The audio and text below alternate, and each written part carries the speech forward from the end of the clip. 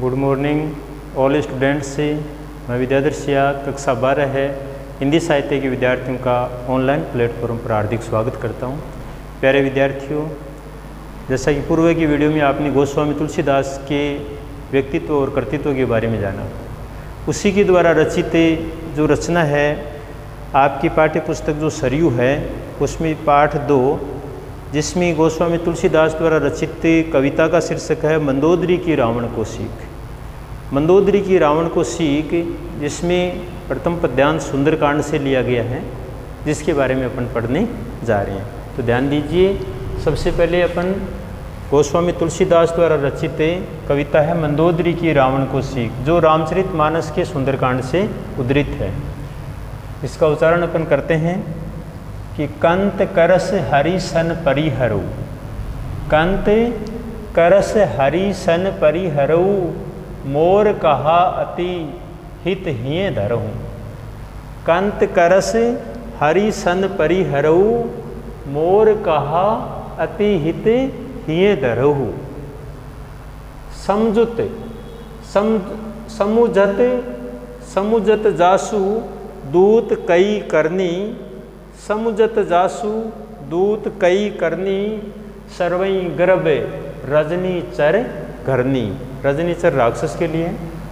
तासु नारी निज सचिव बुलाई, तासु नारी निज सचिव बुलाई, पढ़ऊँ कंत जो चहूँ बुलाई।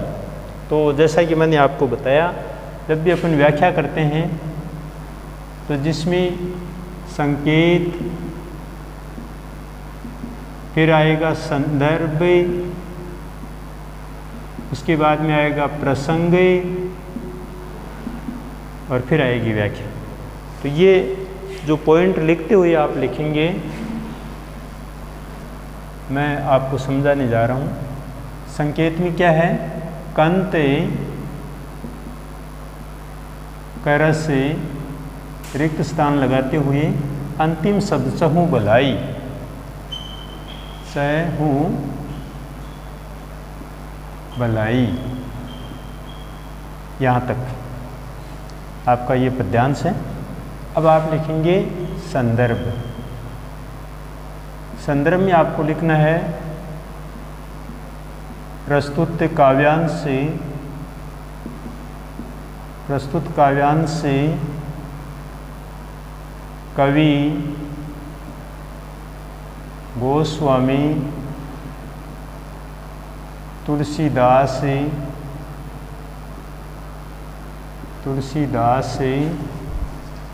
द्वारा रचित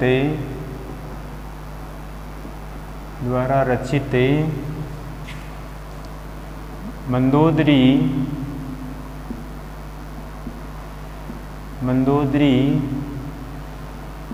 की रावण को सीख, मंदोदरी की रावण को सीख नामक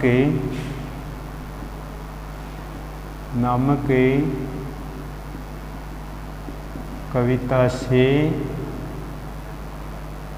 उद्धृत है। ये पद्यांश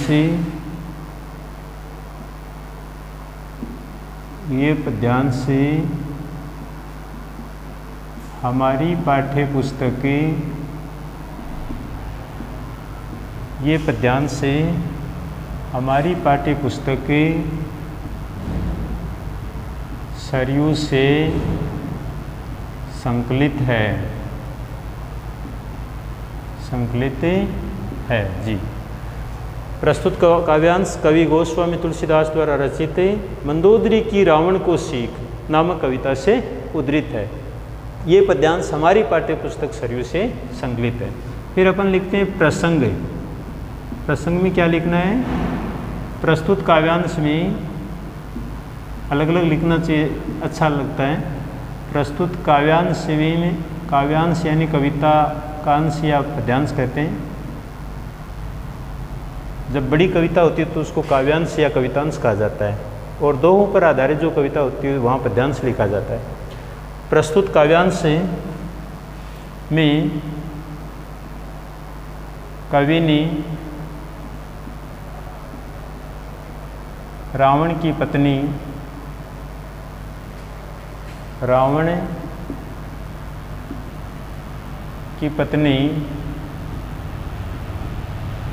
मंदोदरी द्वारा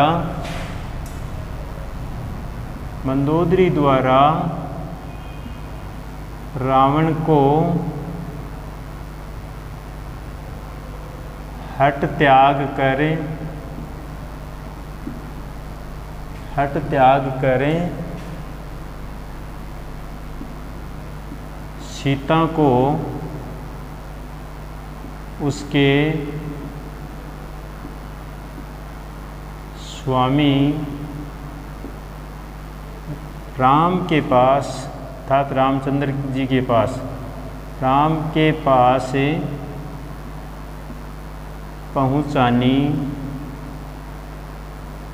पहुँचाने का आग्रह किया गया है। मंदोदरी एक चरित्रवान और एक विदुषी महिला थी, सुशील नारी मानी जाती है, नारियों में श्रेष्ठ है, जिनके हृदय में नारी के प्रति सम्मान है, भले ही वह राक्षस की पत्नी है। यहाँ मंदोदरी द्वारा रावण को हठ त्याग कर, अपना अहंकार त्याग करके सीता को उसके स्वामी, यानी सीता का जब अपहरण किया गया था, रावण जब सीता का अपहरण कर लाया तो उस समय मंदोदरी घर लाने पर उन्हें बहुत समझाती है कि आप शीघ्र ही मर्यादा पुरुषोत्तम राम की पत्नी सीता को उनके पास पहुंचा दें, अन्यथा अनर्थ होने वाला है। तो प्रस्तुत काव्यांश में कवि ने रावण की पत्नी मंदोदरी द्वारा रावण को हठ त्याग कर सीता को उसके स्वामी राम अर्थात रामचंद्र जी के पास पहुंचाने का आग्रह किया गया है। ये हो गया इसका प्रसंग, और इसके बाद में आएगी व्याख्या अपन अभी शुरू कर रहे हैं, और फिर आएगा विशेष पॉइंट। विशेष में अपन एक दो लगाते हुए बोलते जाएंगे, लिखते जाएंगे। देखिए, प्रस्तुत कवितांश से हमारी पाठ्य पुस्तक में मंदोदरी की रावण को सीख नामक रामचरितमानस से संकलित प्रसंग से लिया गया है। इसके रचयिता महाकवि तुलसीदास हैं। इसमें मंदोदरी हनुमान द्वारा लंका दहन किए जाने के पश्चात रावण से अनुरोध कर रही है कि वह सीता को आदर सहित उनके पास भिजवा दें। अब ध्यान दीजिए उच्चारण कि कंत करस हरिसन परिहारो, कंत करस हरिसन परिहरऊ, मोर कहा अति हित हिये धरहु, समुजत जासु दूत कई करनी, सर्वई गर्भ रजनी चरत घरनी, तासु नारी निज सचिव बोलाई, पठऊ कंत जो चहूँ बोलाई। प्रस्तुत कविता, फिर आराम से अब ध्यानपूर्वक व्याख्या सुनिए। प्रस्तुत कवितांश कवि गोस्वामी तुलसीदास द्वारा रचित मंदोदरी की रावण को सीख नामक कविता से उद्धृत है। ये पद्यांश हमारी पाठ्य पुस्तक सरयू से संकलित है तथा उनके द्वारा रचित रामचरितमानस के सुंदरकांड से ली गई है। प्रस्तुत काव्यांश में कवि ने रावण की पत्नी मंदोदरी द्वारा रावण को हठ त्याग करके और सीता को उनके स्वामी रामचंद्र जी के पास पहुंचाने का आग्रह किया गया। कवि वर्णन करता हुआ कहता है कि मंदोदरी रावण से प्रार्थना करती है कि कंत करस हरि सन परिहु। यहाँ कंत का अर्थ होता है पति, यानी हे पति, हे स्वामी। अपने पति के लिए स्वामी शब्द भी आता है। करस यानी शत्रुता, शत्रुता यानी दुश्मनी। हरि राम और सन मानी से, परिहरो मानी त्याग दो, त्याग दो। अब एक एक मीनिंग को आप देखिए। कंत करस, कंत करस हरि सन परिहरो। हे स्वामी, आप अपनी मन से हट को त्याग करके, हे मंदोदरी रावण से प्रार्थना करते हुए कहती है कि हे स्वामी, आप राम से शत्रुता न करके अपनी हट को त्याग दो। कंत करस हरि सन परिहरो। हे स्वामी, जब हनुमान लंका को जलाए जाने के पश्चात जब मंदोदरी सशंकित हो जाती है, बड़ी भयभीत हो जाती है, तो भीत यानी डरी हुई मंदोदरी रावण से कह रही कि हे पतिदेव, आप राम से शत्रुता त्याग दीजिए। वह हाथ जोड़ करके विनती करती है, क्योंकि जब हनुमान लंका का दहन किया था तो वह से सशंकित थी, भयभीत थी, तो डरी हुई उसी समय जब वो सीता का अपहरण करके लाए तो मंदोदरी रावण से भयभीत होकर के कहती है, उसे राम की जो शक्ति या राम के दूत हनुमान से भयभीत होकर के जो जब लंका का दहन किया, तो डरी हुई मंदोदरी अपने स्वामी, अपने पति रावण से प्रार्थना करती है कि हे पतिदेव, आप राम से शत्रुता त्याग दीजिए, मेरे कहने को अत्यंत हितकारी समझकर हृदय में धारण कीजिए। अब कंत करस हरि सन परिहरो, तो कंत का अर्थ है पति या स्वामी, करस का अर्थ है शत्रुता, हरि का अर्थ है राम, सन से परिहरो मानी त्याग दें। ये अवधी भाषा के शब्द हैं, इसलिए आप आराम से इनकी मीनिंग देख लें पहले, बाद में व्याख्या क्रमशः कर लीजिए। मोर कहा यानी मेरे कहे हुए को, अति मानी अत्यंत, ये मीनिंग तो आपको आता ही है। हित यानी हितकारी, हिये का अर्थ है मन में या हृदय में। मेरे कही हुई बात को अपनी मन में धारण कर लो। मैं जो बात कर रही हूँ आपके लिए बहुत ही हितकारी बात कर रही हूँ, जिसे आप अपने मन में धारण कर लें। मंदोदरी रावण से कहती है कि हे स्वामी, आप अपनी हट को त्याग करके राम से शत्रुता को त्याग दो। हे पतिदेव, हे कंत, हे पतिदेव, आप राम से शत्रुता त्याग दीजिए। हे पतिदेव, आप राम से, हरि से सन परिहरु त्याग दीजिए। क्या? करस शत्रुता। मंदोदरी रावण से कहती है कि हे पतिदेव, आप राम से शत्रुता त्याग दीजिए। मोर कहा अति हित हिये धरऊ, मोर कहा अति हित हिये धरऊ, आप मेरे कही हुई बात को अत्यंत हितकारी समझ करके अपने हृदय में धारण करें। मंदोदरी को पूरी तरह से पता चल गया, वह समझ गई कि मर्यादा पुरुषोत्तम राम बड़े शक्तिशाली हैं और उनके जो वानर हैं, हनुमान उनका दूत है, जिसने उनकी सवर्ण जड़ित लंका का दहन कर दिया है, तो ये राक्षस तो उनके साधारण काम है। तब वह अपनी पति स्वामी को समझाती है कि हे स्वामी, आप राम से शत्रुता को त्याग दीजिए, मेरी कही हुई बात को अत्यंत हितकारी समझ करके अपने हृदय में धारण कीजिए। समुझत जासु दूत कई करनी, समझते यानी समझाते हुए कि आप समझो, समझो, समुझत का अर्थ है समझो। जासु मानी उनके, जासु जिनके संदेश सुनाने वाले, दूत संदेशवाहक, कई करनी, उसकी करनी तो आपने देख ही ली है। सर्वही, सर्वही यानी जिनके संदेश सुनाने वाला हनुमान, यहाँ दूत आया हनुमान के लिए आया, जिनका संदेश सुनाने वाला दूत है जो हनुमान है, उसके किए हुए कर्म के बारे में तो आपने पहचान लिया है कि उसके बारे में तो आप जानते ही हो।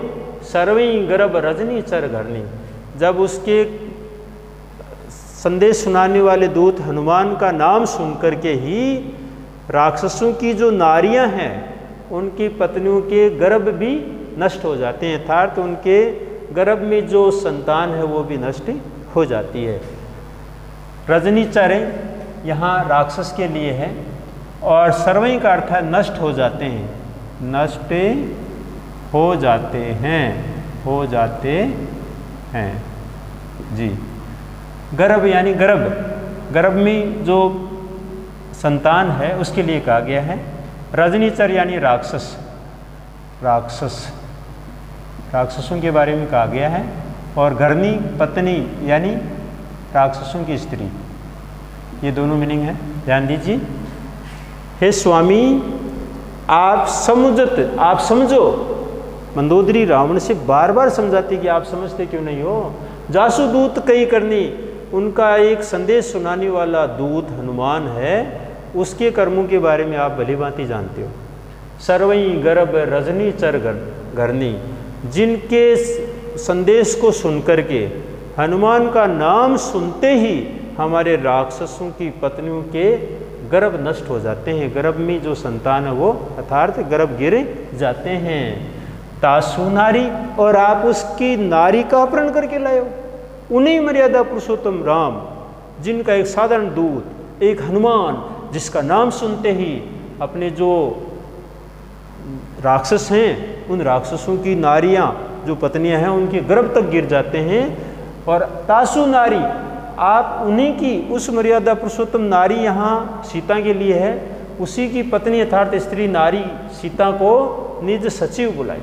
मैं आपसे प्रार्थना करती हूँ कि तासु नारी निज सचिव बुलाई, पठऊ कंत जो चहूँ बुलाई। कंत यहाँ स्वामी के लिए, पठऊ मानी यहाँ चाहते हो यानी भेज दो, भेज दो शब्द लिख लो आप, भेज दो। पठऊ यानी भेज दो, किसके पास? राम के पास। किसको? सीता को। आप पहले मीनिंग समझ लो, व्याख्या आराम से समझ लोगे। कंत स्वामी जो चहूँ, चहूँ माने चाहते हो, भलाई मानी अपनी भलाई। बहुत ही सरल मीनिंग, ध्यान दीजिए अब आराम से। कंत करस हरि सन परिहरऊ। हे स्वामी, मंदोदरी अपनी पति से कहती कि हे पतिदेव, आप मर्यादा पुरुषोत्तम राम से अपनी शत्रुता को त्याग दीजिए। हे पतिदेव, आप राम से शत्रुता त्याग दीजिए और मोर कहाति हित हिये धरूं, और मेरी कही हुई बात को अपने हृदय में, अपने मन में अत्यंत हितकारी समझ करके धारण कीजिए। समझो तो आप समझो, जासू दूत कई करने, जिनका एक साधारण दूत संदेश सुनाने वाला हनुमान, उसके कर्मों के बारे में तो आपने अच्छी तरह जान लिया है। जासू दूत कई करनी, उनके कर्मों को, उनके लंका दहन को देख करके, हनुमान का नाम सुन करके सर्वहीं गर्भ रजनी चर घरनी, अपने राक्षसों की पत्नियों के गर्भ गिर जाते हैं। हे स्वामी, मैं चाहती हूँ कि हे पतिदेव, आप राम से शत्रुता त्याग दीजिए और मेरी कही हुई बात को अत्यंत हितकारी समझ करके मन में धारण कीजिए। आप समझो तो मैं समझाती हूँ कि समझो, जासू दूत कई करनी, कि जिनके साधारण संदेश सुनाने वाले दूत हनुमान के कर्मों को आप जानते हैं, उनके साधारण एक दूत है हनुमान, उसका नाम सुनते ही हमारे राक्षसों की पत्नियों के गर्भ गिर जाते हैं, गर्भ में जो संतान हो वो नष्ट हो जाती है। तासु नारी निज सचिव बुलाई, इसलिए मैं चाहती हूँ कि आप उनकी नारी अर्थात सीता को निज सचिव बुलाई, उनके सचिव को, उनके मंत्री, किसी मंत्री को बुला करके और उनके स्वामी के पास आप यदि अपनी भलाई चाहते हो तो उनके स्वामी राम के पास भेज दो। मंदोदरी रावण से प्रार्थना करते हैं कि हे स्वामी, हे पतिदेव, मैं आपसे प्रार्थना करती हूँ कि आप राम से शत्रुता त्याग दीजिए और मेरी कही हुई बात को अत्यंत हितकारी समझ करके अपने हृदय में धारण कीजिए। समझो, जिनका एक साधारण दूत हनुमान, जिनका नाम सुनते ही हमारे राक्षसों की पत्नियों के गर्भ गिर जाते हैं, गर्भ में संतान वो नष्ट हो जाती है। आप उनकी नारी यथार्थ सीता को, उनके कोई निजी सचिव को, किसी मंत्री को बुला करके उनके साथ उनके स्वामी, यहाँ कंत उनके स्वामी राम के पास भिजवा दो। चहु बुलाए, जो चहु, यदि आप अपनी भलाई चाहते हो तो उनकी पत्नी यथार्थ तासु, उनकी यथार्थ राम की पत्नी सीता को उनके किसी मंत्री को बुला करके बड़े आदर सम्मान के साथ और उनके पति अर्थात राम के पास भिजवा दो, यदि आप अपनी भलाई चाहते हो। इस प्रकार मंदोदरी ने रावण को समझाया। विशेष देखिए, प्रस्तुत कवितांश की भाषा सहज एवं सरल एवं साहित्यिक अवधी भाषा का प्रयोग है। इसमें अवधी भाषा का प्रयोग आएगा, अवधी, साहित्यिक अवधी भाषा का प्रयोग किया गया है। मंदोदरी स्वयं नारी होने के कारण वह सीता से सहानुभूति भी रखती है और इसी कारण वह रावण से सीता को लौटा देने की सीख देती है, ये पद्यांश में बताया गया है। और इसकी भाषा है उपदेशात्मक और भावात्मक। जो शैली, अपन भाषा तो अवधी है और शैली देखें ना अपन, इनकी जो लेखन शैली है वह है उपदेशात्मक, उपदेशात्मक शैली, उपदेशात्मक उपदेशात्मक एवं भावात्मक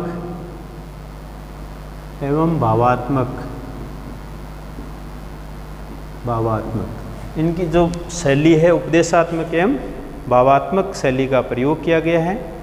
फिर देखिए इसमें कंत करस में अनुप्रास अलंकार का प्रयोग किया गया है। यहाँ इसमें अनुप्रास है तो आप देखिए कंत करस में अनुप्रास अलंकार। तो ऐसे आप क्रम से लिखेंगे, मैं आपको संक्षिप्त समझाता हूँ, लेकिन आप लिखते समय ध्यानपूर्वक लिखें। प्रस्तुत कवितांश की भाषा सहज एवं सरल साहित्यिक अवधि भाषा का प्रयोग किया गया है। इस पद्यांश की शैली उपदेशात्मक एवं भावात्मक है। कंत करस में अनुप्रास अलंकार का प्रयोग किया गया है। प्रस्तुत पद्यांश में मंदोदरी द्वारा रावण को अपना हठ त्याग कर और राम की पत्नी सीता को आदर सहित लौटाने का निवेदन किया गया है। इसी के साथ आज का वीडियो यहीं पर समाप्त करता हूँ। धन्यवाद।